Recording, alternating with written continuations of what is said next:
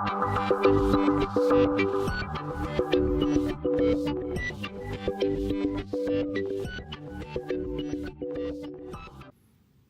you want to share your Google Sheet with others, when you have the sheet open, you click on the share button. You have to give it a name. Then you have two options. You can either type in the email addresses of the individual people that you want to share this with and give them the rights that you'd like to give them, or you can create a shareable link, and that way you can choose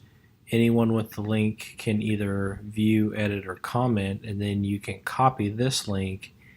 and put that in an email, on a document, and a link on a website, and then anybody who clicks on it will be able to access the document without having to put all their names down here in the bottom section.